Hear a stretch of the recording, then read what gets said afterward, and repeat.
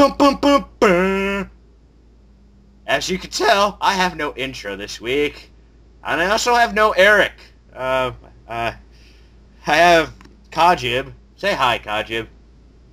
Hello. Yes, and, why isn't Eric here, Kojib? Oh, well, you'll see, I think you'll find that Eric is busy chasing Amy. Yes, the he issue is. that the issue with this is that, Amy is actually a tortoise who's had her legs removed and replaced with wheels. It's his new pet turtle. Yeah, so it's... So tell him you know, tell him good luck running. Good luck chasing Amy. There we go.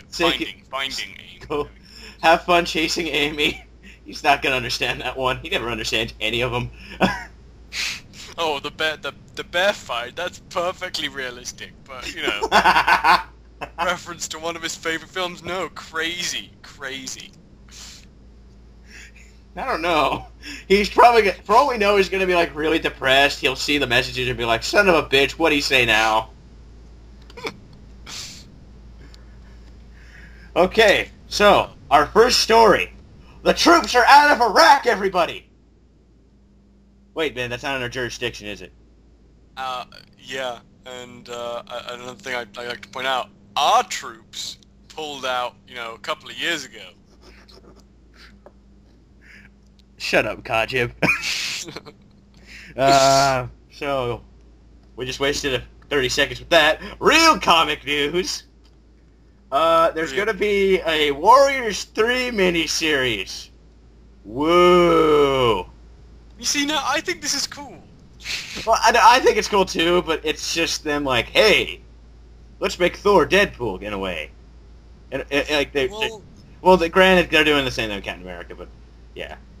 I know. I just like this. I just think it's cool, just because it's pretty much all going to be based in Asgard with, you know, fantasy villains. And It's stuff. gonna be written by Bill Willingham, who's written Fables and a bunch of other things.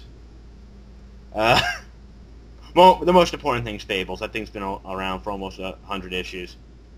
And the art's gonna be done by Neil Edwards, or as I like to call him, the guy who makes me sick to read Fantastic Four. Because you get Dale Eaglesham, who's beautiful. His art is beautiful. Then you get him, and you puke. Because he's trying too hard to be Brian Hitch. I don't think I've ever seen anything by him. So well, I can't really. I don't even think this cover here is by him. But yeah, it's I don't really cover these, but I thought that was just interesting because someone was making this big deal about, oh god, he's writing for... I'm having a phone call. Hold on. We're gonna have a short intermission here, folks. Yes, I'm sorry.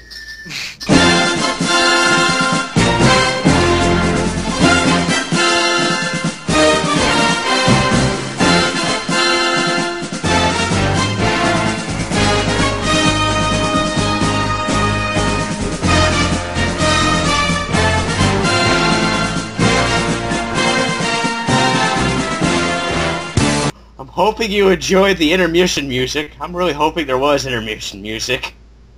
Because at the time of recording, we're just kind of making this up as we go along. So you get the next one, Kojib. Oh, we're recording again. Oh, okay, fine. Okay, so, I have the most professional co-host on the planet, ladies and gentlemen. Sorry, don't judge me. Okay, I'm kidding around. Just go. Okay, Bryan Singer has, spilled more information about the X-Men First Class film, details and stuff, about kind of what's going to go on, and just reassuring us as to some of the stuff that people have been speculating about. Shall I list the stuff, I guess? Oh, please, please. Okay, so the film's called First Class, but it's not going to be the First Class comics, which we kind of guessed. It's going to be set in the 60s. Whilst JFK is president, which means Cold War stuff, possibly. We're going to see Xavier, and how Xavier and Magneto met, so there you go. They met at a bar. I'm tired of you damn Magneto's drunk. I'm tired of you damn humans. And then he walks it back home. Yeah, we're also going to see how Xavier became confined to a wheelchair. He got shot in the leg at the same bar. This entire movie is going to take place majorly at a bar. And I think the thing that's going to piss me off the most is that McAvoy is not going bald. This is going to be when Xavier had hair. Wait, where's his base? What year is this based? It's like based in the 60s or something. 60s. So it's gonna. So he's gonna have like really long hair, hippy dippy hair, and a big mustache. Then I think the thing that's gonna piss everyone off is that Scott Summers has not been cast because Cyclops isn't gonna be in the film. He has a small cameo in the bar after he gets thrown out. But no, that pisses me off the most, because that means that it isn't in the same world, because in the first X-Men movie, it showed that Cyclops was one of the first X-Men, but in this, it says it's not...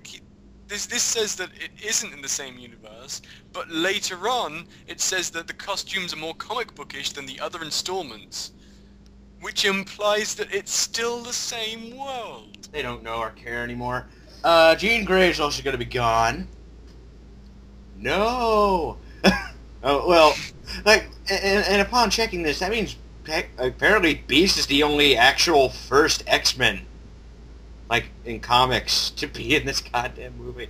What else is on this intriguing list? Apparently Vaughn was inspired by James Bond for this movie. Kevin Bacon will be playing Sebastian Shaw, and... Wait, he's not playing evil Kevin Bacon who's invisible? No!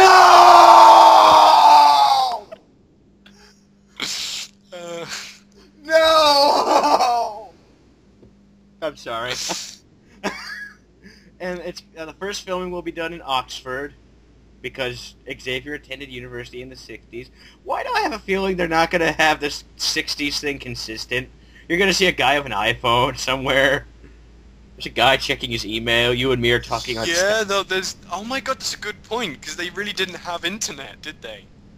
Yeah, they'll be like, Cerebro works very well, and he's on Twitter. Let's see.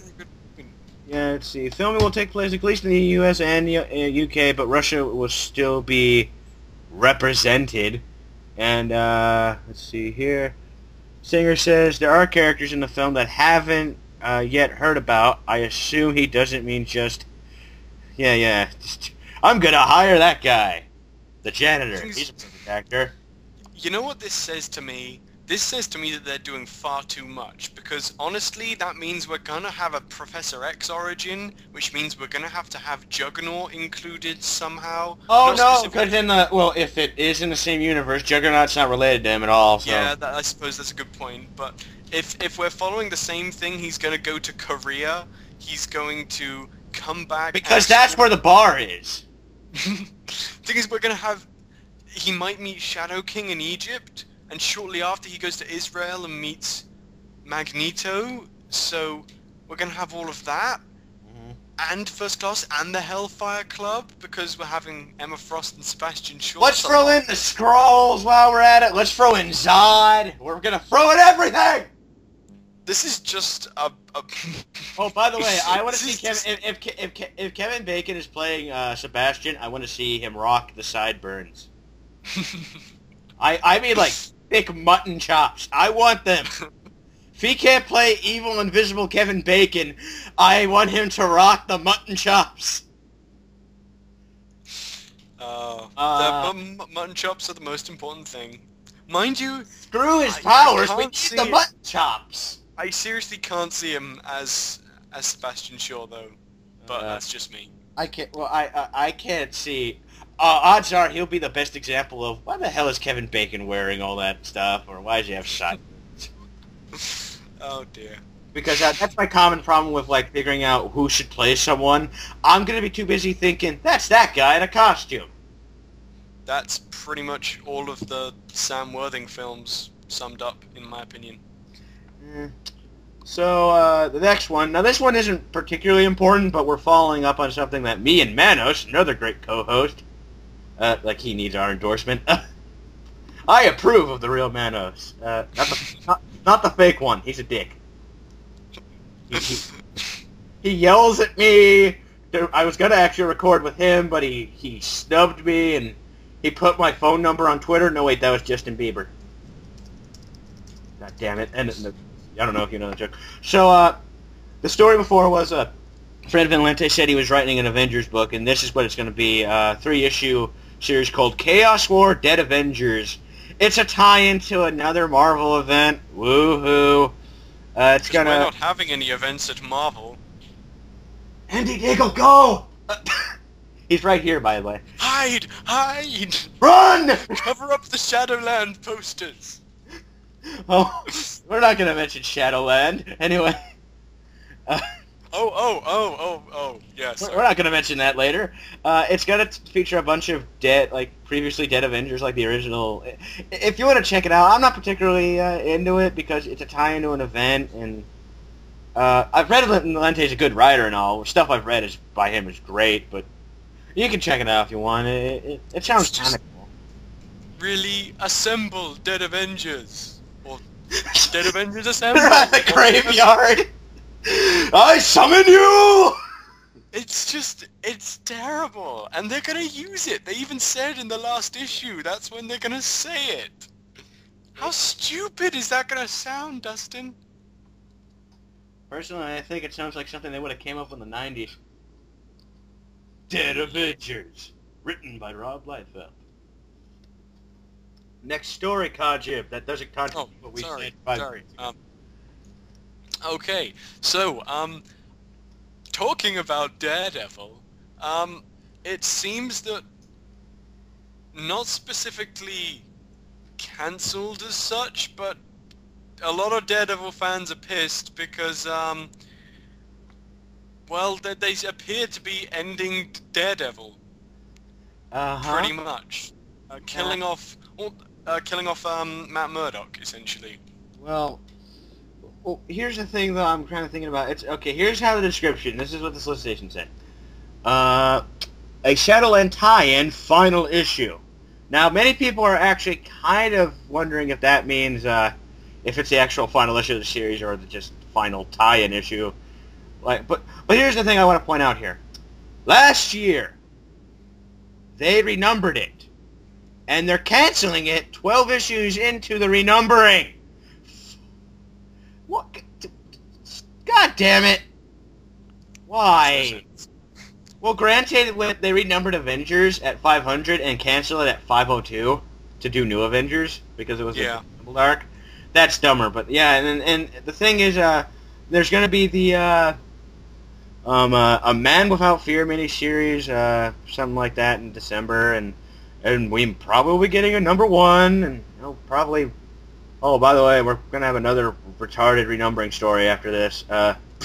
We're really good with this, with these transitions so far. But yeah, if they're canceling it, that's just stupid. Because they renumbered it. If they didn't renumber it, I would kind of not be as pissed.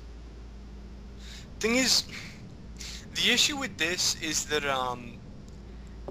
all of the comments above it are all really derogatory towards Marvel, saying that how can you do this to Daredevil?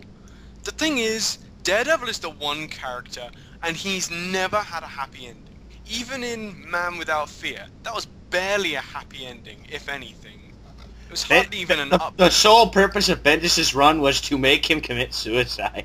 Seriously, all that's happened through Bendis and Brubaker, and even Frank Miller stuff, and all of Andy Diggle's stuff, people have just been shitting on Daredevil, pretty much. So I'm really surprised that the Daredevil fans turn around and go, I've been reading since Brubaker, how can you do this to him? I don't get that. It makes no sense to me. They never tried to kill him. Well, wait, they have. They never tried to kill him. Wait. I don't know. The thing is, though, Daredevil's in that area between A-list and, B-list. Mm-hmm. He's, in the strong B-list category of, well, people know him and people care, but yet not a lot of people care. He has a fan base. He's essentially the perfect example of, an underground character. Yeah, I wouldn't consider myself, a big Daredevil fan, but I really like the character. A lot. Yeah. If I had money, I'd pick up Daredevil stuff. I want to start picking up Daredevil stuff. And we're going to have to switch over?